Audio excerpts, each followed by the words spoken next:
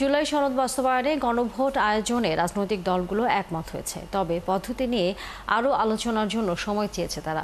সনদ বাস্তবায়নের প্রশ্নে জাতীয় নির্বাচনের দিন গণভোটের প্রস্তাব বিএনপির। কোনো দল আগে গণভোট চায়। এ নিয়ে আলোচনার জন্য ৮ অক্টোবর বিকেলে আবারও বৈঠক করবে জাতীয় ঐকমত্য কমিশন। মিল্টন আনোয়ারের প্রতিবেদন। জুলাই সনদ বাস্তবায়নের আইনগত প্রক্রিয়া কি হবে, চতুর্থ দফায় ঐকমত্য কমিশনের আলোচনায় সেটাই ছিল মূল বিষয়। বিএনপির পক্ষ থেকে বলা হয়, সাংবিধানিক আদেশের মাধ্যমে সনদ বাস্তবায়ন করা যাবে না, কারণ এই সরকারের সেই ইখতিয়ার নেই। সনদ বাস্তবায়নে জাতীয় নির্বাচনের দিন গণভোটের প্রস্তাব দেন দলটির স্থায়ী কমিটির সদস্য সালাউদ্দিন আহমদ।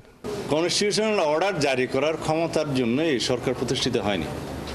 আর্টিকেল 106 অনুসারে এই সরকার গঠিত হয়েছে সরকার পরিচালনার জন্য এবং বিদ্যমান সংবিধান অনুসারে রাষ্ট্র পরিচালনার জন্য। জুলাই জাতীয় সনদকে পুরোপুরিভাবে যেভাবে আমরা ঐকমত্য হয়েছি উইথ নোট অফ ডিসেন্ট কিছু কিছু ক্ষেত্রে, সেটা বাস্তবায়ন করতে নেক্সট পার্লামেন্টের সমস্ত সংসদ সদস্যগণ বাধ্য থাকবে যদি জনগণ তার পক্ষে রায় দেয়।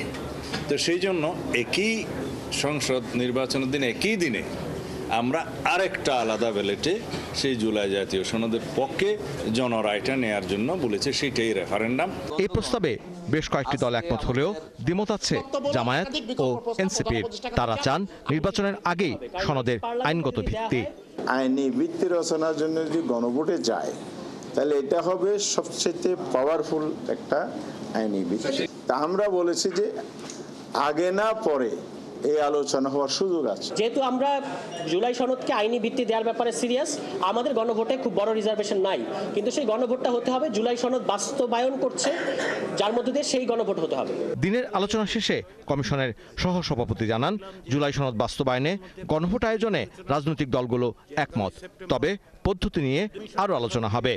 জুলাই জাতীয় সনদ বাস্তবায়নের ক্ষেত্রে যেন সুনির্দিষ্ট পদক্ষেপ নেওয়া যায়, তার জন্য তারা সচেষ্ট হয়েছেন এবং বড় ধরনের অগ্রগতি অর্জন করেছেন।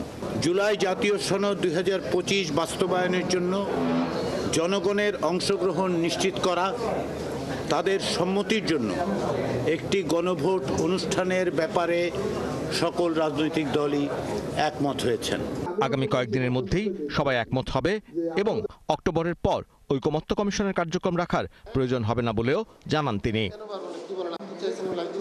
মিল্টন আনোয়ার, ৭১, ঢাকা।